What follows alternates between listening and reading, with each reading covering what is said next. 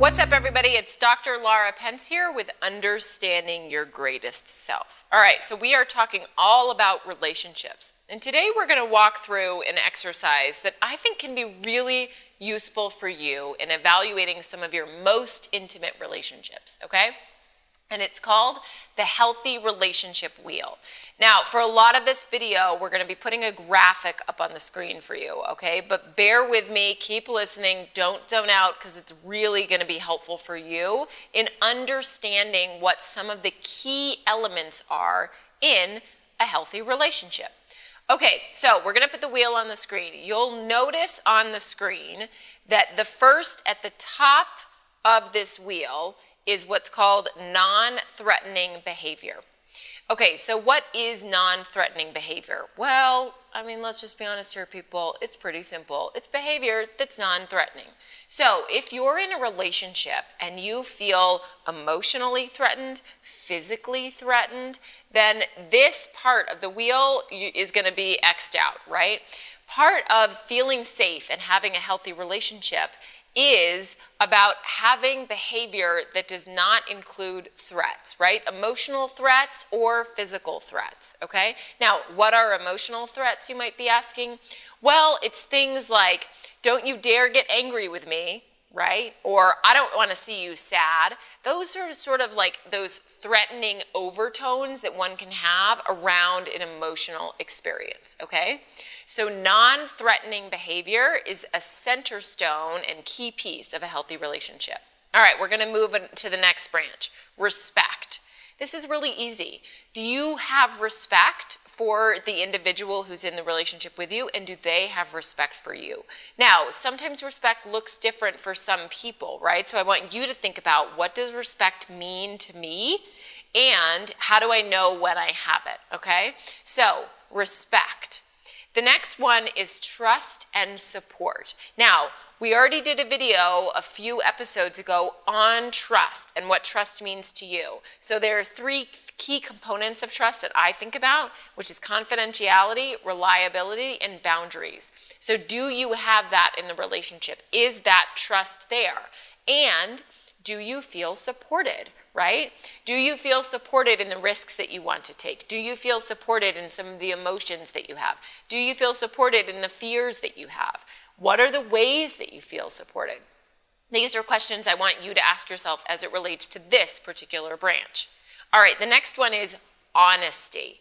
Just in our last episode, we talked about how do you have honest communication, right? And I talked about the importance of I statements and using the phrase, the story I'm telling myself is. So honesty is a really important part of relationships, not just in communication, but actually in how you're showing up in the relationship. Are you honest with who you are? Are you honest with how you're feeling and your current emotional state?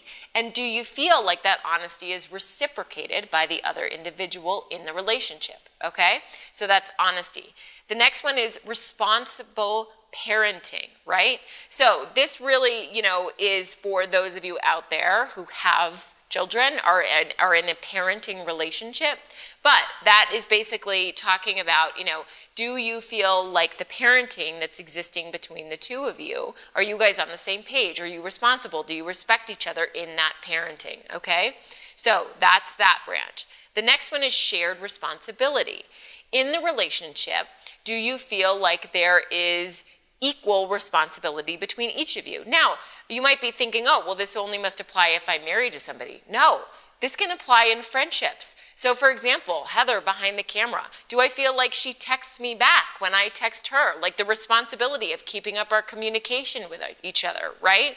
So I want you to think about that a little bit. The shared responsibility with this individual in the relationship, does it exist? And maybe in what ways is the responsibility there? What are you responsible for? Okay?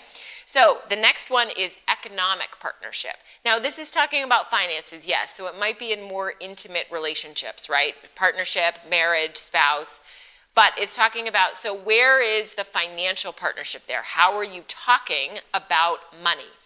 Money is something that people do not like to talk about. I can tell you in my office, couples fight about it often, right? They fight about it usually because they're just not talking about finances, and they need to be. It's difficult to talk about financial situations and financial experience, and especially financial hardship.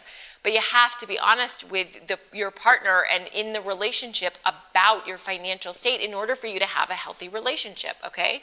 So that financial and economic partnership is really important for you to be communicating about. And the last one is fairness. Where is fairness in your relationship? Do you feel like things are fair, that things are equitable, right? Do you feel like emotionally things are fair, that there's space in the relationship for not only your friend or your partner's, feelings, but your own feelings, right? Is there a shared space for the both of you? And that's sort of what I think about when I think about fairness. Okay, so your exercise of the week is to take a look at this big wheel, pick 2 relationships that are your most intimate, close relationships. Now, when I say intimate, I don't mean sexual. I mean intimate in terms of closeness, okay? Pick 2 of those relationships and evaluate those relationships using this wheel. Go through each of these branches and begin to dissect really what is the grade you're going to give your relationship as it relates to those branches, okay? All right, so that's the healthy relationship wheel. I know that was sort of like a big graphic-y episode, but it is what it is. We have to go through it, and it's really important. And using this wheel can be really helpful for you to begin to understand maybe where things might be going awry in this particular relationship that you're looking at, okay? All right, so join me in our next episode. In our next episode, we're going to finish off this big topic of ways of relating by talking about communicating your needs in relationships, how to do that and why it's important, okay? Make sure you come back for that episode, hit the subscribe button, comment below, hit the thumbs up button. Let me know that you're liking this stuff. Share it with your peeps, and I'll see you next week.